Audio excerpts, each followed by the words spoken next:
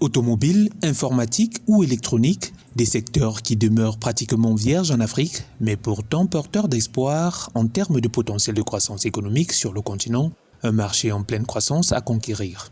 Selon les chiffres, la taille du marché automobile africain est estimée à 1,41 million d'unités en 2024 et devrait atteindre 1,89 million d'unités d'ici 2029, avec une croissance de 6,04% au cours de la période 2024-2029.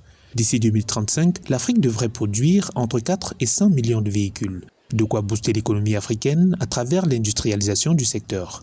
Le Forum Corée-Afrique, tenu les 4 et 5 juin 2024 à Séoul, pourrait être un atout dans cette démarche. Les pays industrialisés comme la Corée jouent un rôle majeur dans le développement industriel et économique des pays africains en voie de développement. Les grandes puissances économiques mondiales sont connues pour leurs grandes marques multinationales.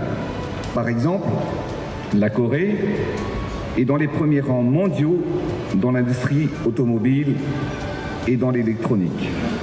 L'avenir que nous construisons ensemble, croissance partagée, durabilité et solidarité, bien plus qu'un slogan, le thème sous lequel sont conduites les discussions à ce rendez-vous marque la volonté de Séoul de dynamiser ses relations avec le continent.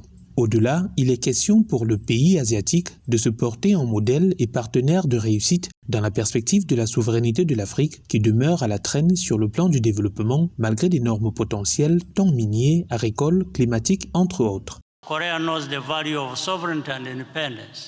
La Corée connaît la valeur de la souveraineté et de l'indépendance ainsi que la lutte nécessaire pour parvenir à une politique responsable et inclusive.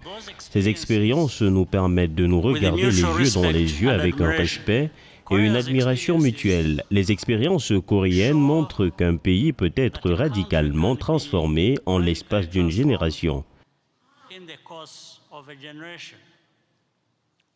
Le rendez-vous a débouché sur la signature de mémorandums et autres protocoles d'accord en faveur du développement de divers secteurs en Afrique, notamment l'éducation, l'agriculture, la pêche, mais aussi l'électronique et l'aéronautique. Dans la perspective du développement du secteur aquacole des Seychelles, un protocole d'accord a été signé entre le ministre de la Pêche et l'économie bleue, Jean-François Ferrari, et Do Young-kang, ministre coréen des Océans et de la Pêche.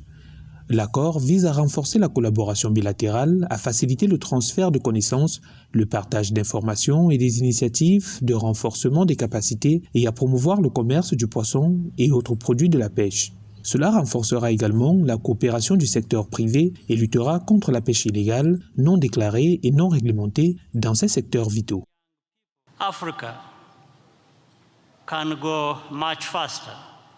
L'Afrique peut aller beaucoup plus vite et il n'y a pas de meilleur moyen que de se concentrer sur la stabilité, la santé, l'éducation et la technologie.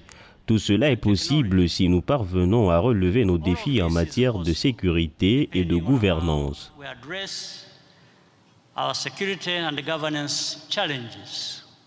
Le Forum Corée-Afrique a également été une opportunité pour booster les chiffres des échanges et des transactions avec l'Afrique subsaharienne. En 2022, le montant cumulé des investissements sud-coréens en Afrique s'élevait à 9,2 milliards de dollars, tandis que les échanges bilatéraux étaient de 20,45 milliards de dollars. L'Afrique va bénéficier de 14 milliards de dollars américains de financement à l'exportation en faveur des entreprises coréennes qui investissent sur le continent tout en augmentant son aide publique au développement qui va passer à 10 milliards de dollars d'ici à 2030.